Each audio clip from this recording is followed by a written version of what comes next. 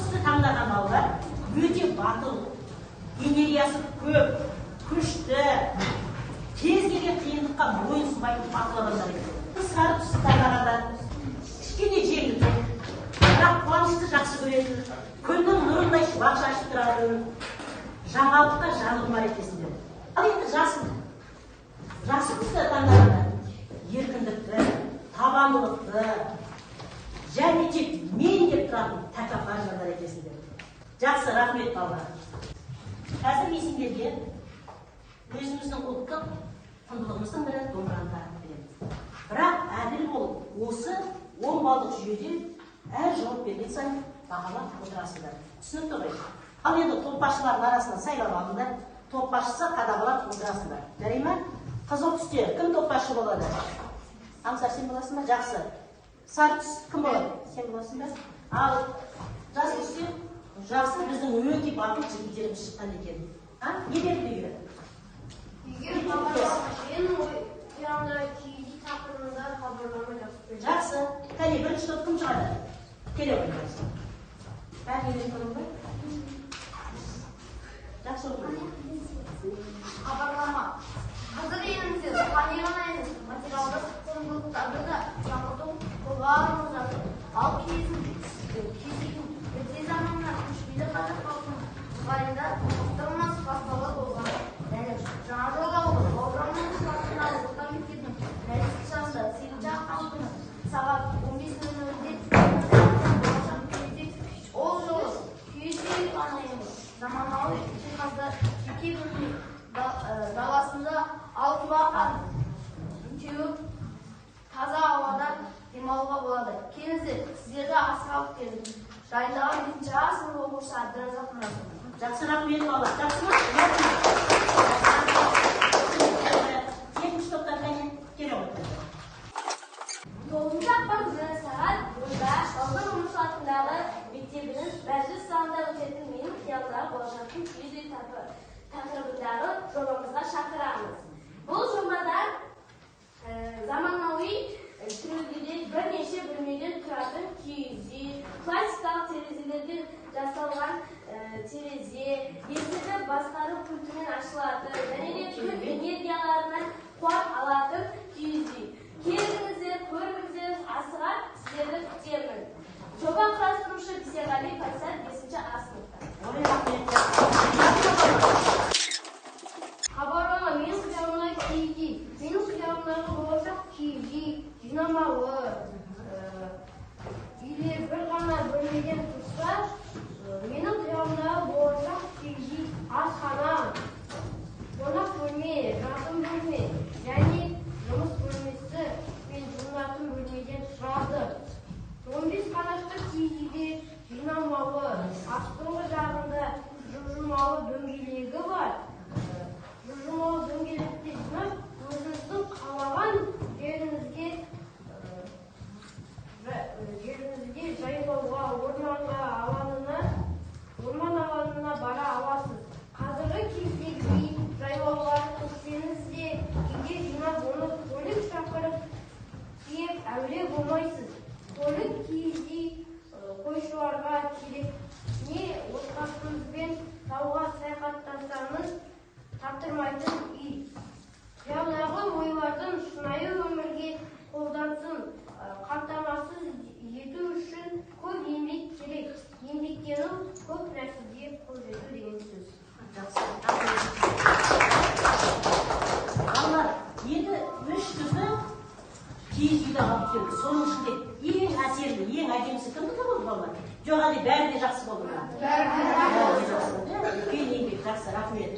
Олай болатын болса, кәне топбасшыларымыз алдымыздағы түсті алып ортаға шығайықшы. Топбасшылар. Енді осы түсті бір-біріне жақындатайықшы. Неге ұқсады балалар? Бағдаршамға.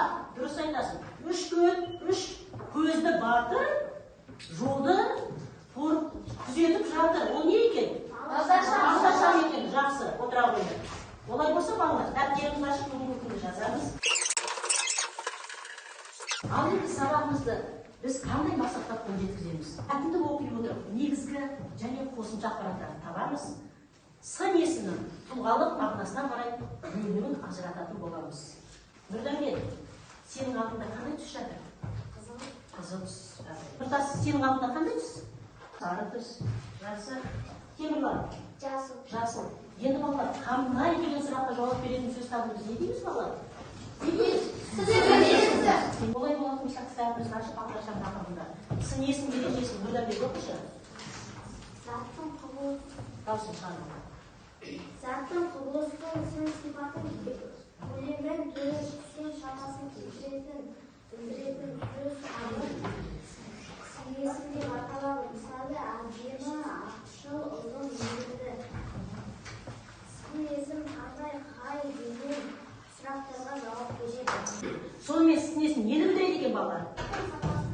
Сөз сипатының пішінін білдіреді. Өте жақсы.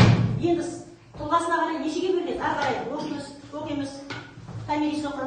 Ары қарай бөлшектеуге келмейтін сын есімдер негізгі сын есімдер деп аталады. Мысалы, жақсы, әсем, асыл, ақ, сұлу, тағы басқа. Түбірге жырлап жалғану арқылы жасалатын сын есімдер туынды сын есімдер деп аталады. Сонымен нешеге бөлінеді екен? Екіге. Қандай? Негізгі сын есім, туынды сын есім. Негізгі сын есімге бір мысал айта қойшы. Немесе жақсы дәптер. Жақсы отыра ғой. Ал енді туынды сын есімге бір мысал келтірейік. Ол қалай жасалады жасыл?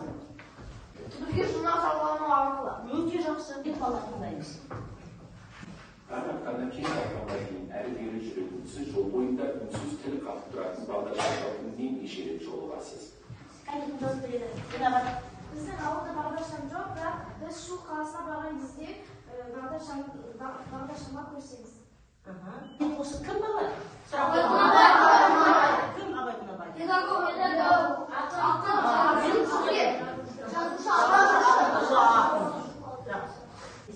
Үш түскен тұратын Бағдаршам тоқта. Дайындау, жіктеп жанып өшіп, қанша адамның өмірін сақтап тұр екен. Бұннан астан. Бұннан астан. Енді бұл кім? Кім балалар? Қоғам қайраткері дұрыс.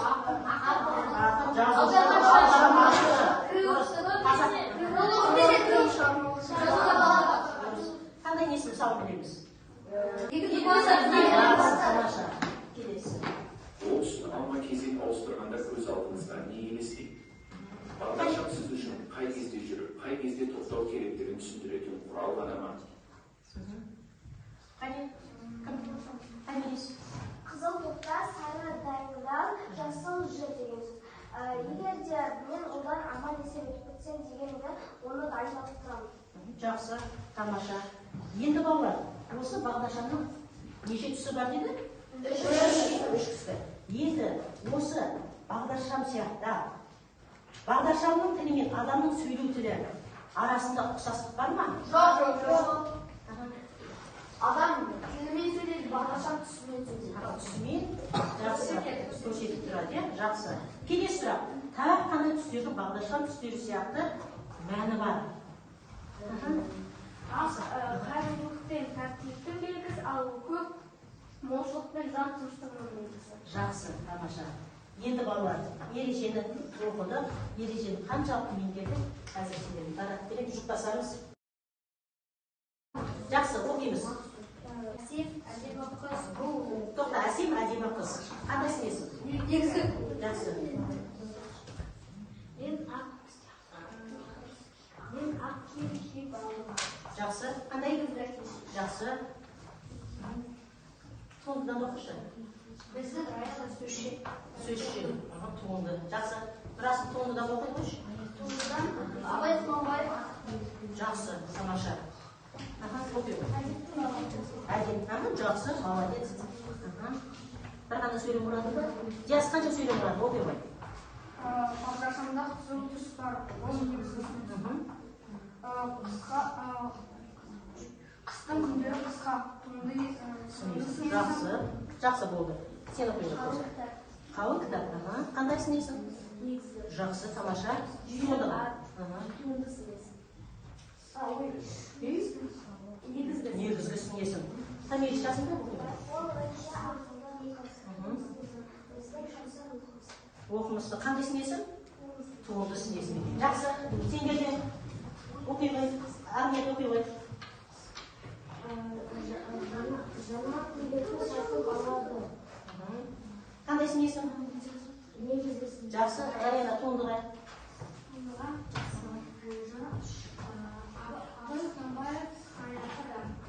Жақсы. Кім? Азиз оқиды бір сөйлеміз. Даңқты, батыр. Жақсы. Кім? Темір олы. Баба, анасы, жолы, Қандайсы несі? Жақсы, тамаша. жасыл шөп жайқалды. Қандайсы? Негізді туындыға бір оқи ғой. Көшпелілер, бұл көшпелі өмірсінде. Қандайсы несі? Жақсы, тамаша. Жақсы бала. Олай болатын болса, қане. Бағалауды ұмытпаймыз. Бағалап отырмыз ба балалар? Бағалап отырыңдар. Топ басшысы қадағалаймыз. Жақсы. Қане балалар, олай болатын болса, бәріміз қайтарған болайық. Олар жолымызға тұрып, тергіп сәтін жасайық. Келе ғой.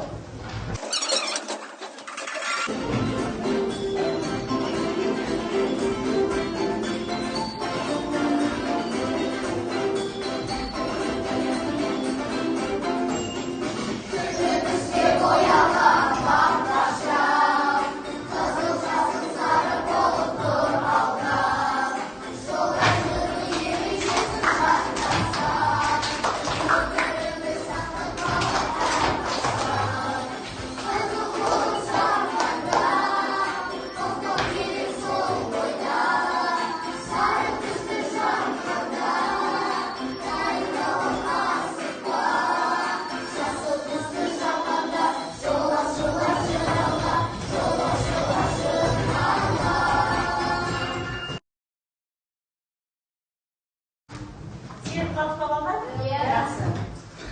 Назарымыз салып қылайық, е? Бағдаршам шарт пен белгі беру арқылы көшедегі автокөлік жолы мен темір жолдардың қозғалысына реттеуге арналған құрылғы.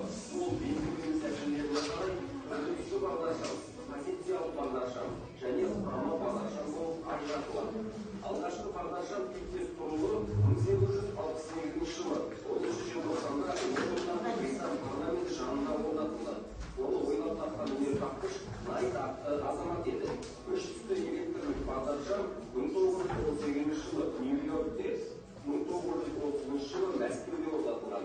Темір жолдарда бағдаршам қызметі 20 ғасырдың басынан бастап қолданысқа енді. Бағдаршам белгі санына қарай 1-5 секциялы болады.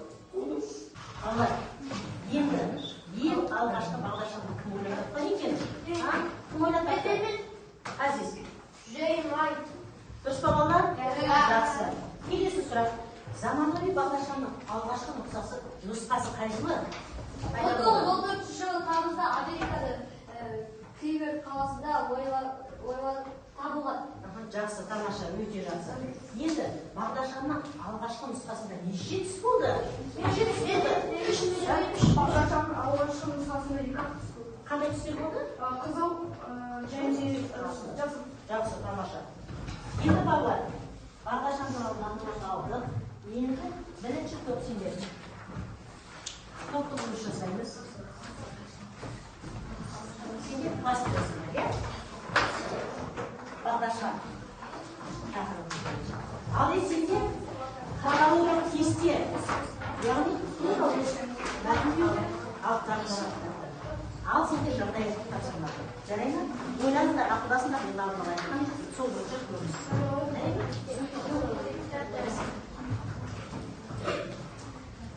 Сендер келе қойыңыз. Дайындар? Әлі ала қойыңдар. Жаяу жүргінші Арсен жолға жүгіріп шықты. Алдына жас көлікпен келе жатты. Ей, балапай, тоқта, сен неге жолға жүгіріп шықтың?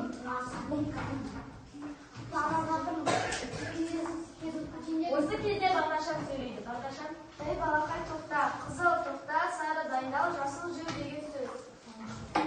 Осы кезде полицей жота сөйледі. Ей, балақай, жоқтан өткенде бағдаршам қайда болды?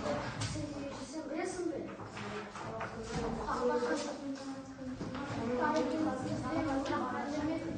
Осы кезде бағдаршам Арсенге жол еді. Жолдан қалай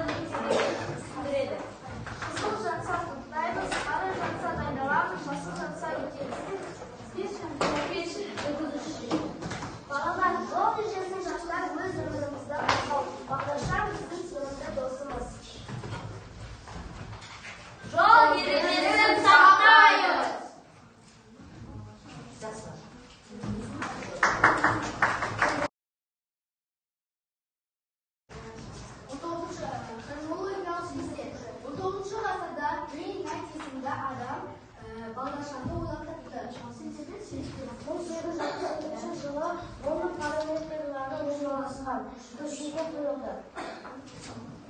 1869 жылы бағдаршамның шамы жанылды. Былай қарасаңыз қалай?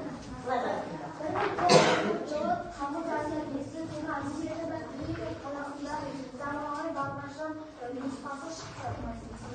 1920 жылы Нью-Йорк қаласында 3 түсті бағдаршам пайда болды.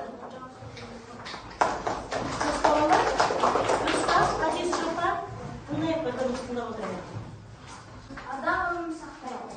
Оның ақ және көк түстерде болған. Оны ең алғаш ақ және дұрыс айтасың. Көп түстерінде болған. Ал темір жолда бар ма бағдар бағдаршам? Иә. Ол қандай неден тұрады екен?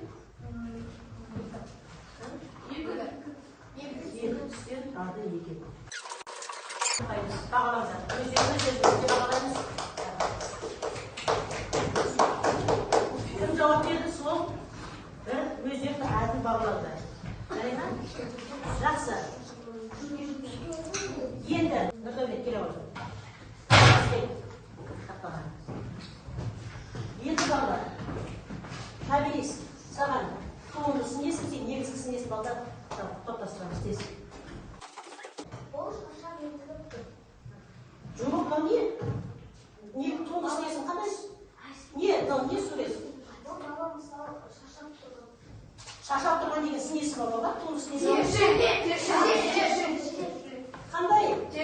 Қандай бала? Тершен бала. Тер ағып тұр ма?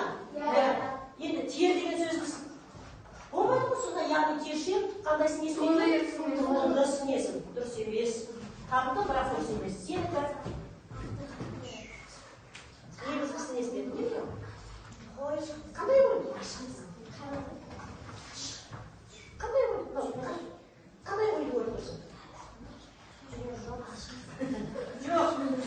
Негізгі не көмектесеміз? Сіңесінде қандай сұраққа келеді? Дұрыс, қандай қай? Қандай қой? Кәрі қой екен. Отыра қой. Жақсы. Тоқтат, бізге шықпаған кім келе ғой, Нұртас. Нұртас, Нұртас, келе ғой. Тез, балдар. Сен негізгіні, сен туындыны. Тез. Негізгі.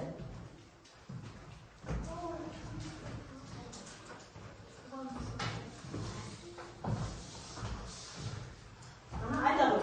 Не болды? Сүтті шай, дұрыс. Қандай сіңесін жүрді екен сүтті шай? Қандай сіңесін жүрді екен? Дұрыс, енді қазір қойсыз ба? Қандай сіңесін? Жақсы отыра ғой. Ал енді Нұртастың не мынау? Қандай есік? Дұрыс па балалар? Ол қандай сіңесін жүрді? Ал қандай есік? Ашық есік. Ашық есік қандай сіңесін жүрді? Отыр Нұртас, дұрыс емес. Сен негізгі сіңесін ал, сен туындыны ал.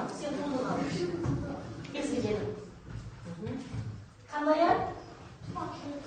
Тұлпар ақ дейміз ба? Жақсы. Қандай ақ? Жүйрік молодец. Отыр алға. Күледі екен бірақ, жарайсың бірақ. Енді туынды сіңесін, сен негізгі сіңесін. Негізгі сіңесін сені.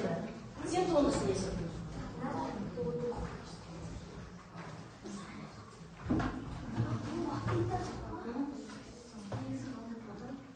Енді айта ғой. Жақсы, дұрыс отырамын. Қауіпті, өте жақсы.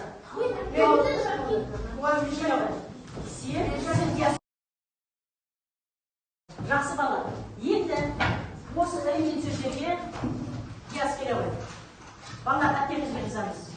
Кез келген біреуін таңғада негізгісін есіме сөйлеп барады. Мына жаққа жазамыз. Негізгісін есімде сөйлеп барады.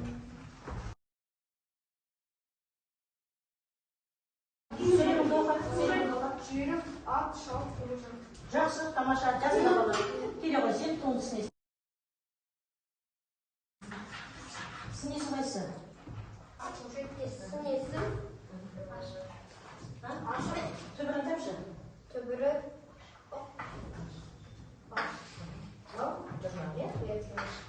Жақсы, отырамын.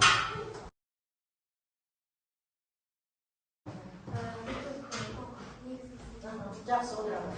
Балалар жаза жазамыз. Балалар, жолдан өткен кезде ең бірінші қай жаққа қараймыз? Сол жаққа қараймыз, жол қауіпсіздігі ережесін ары қарай біз өтетін боламыз.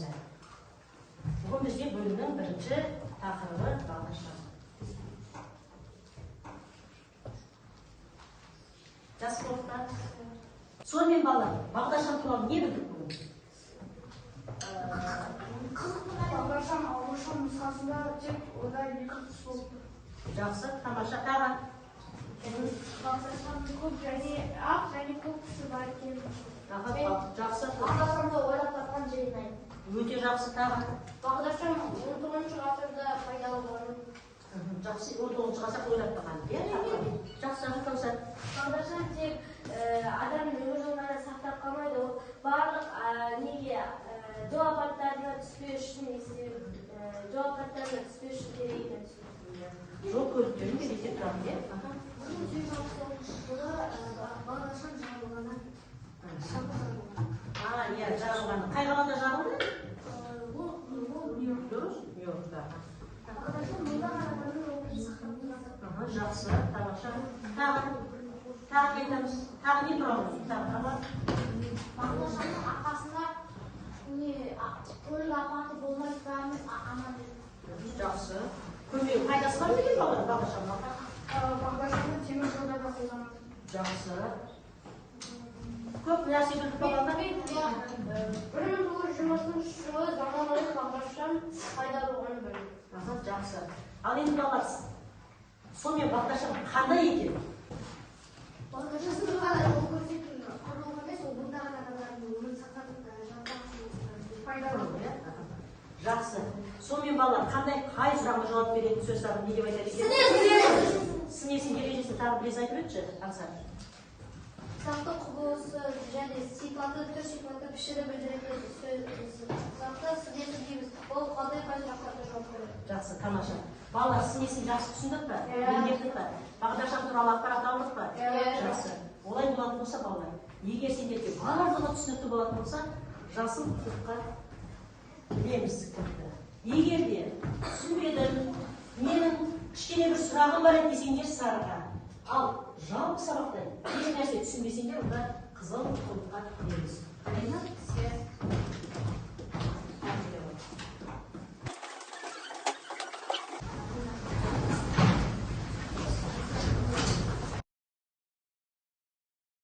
Балалар, сендермен хабарына жазған үйрендік бе?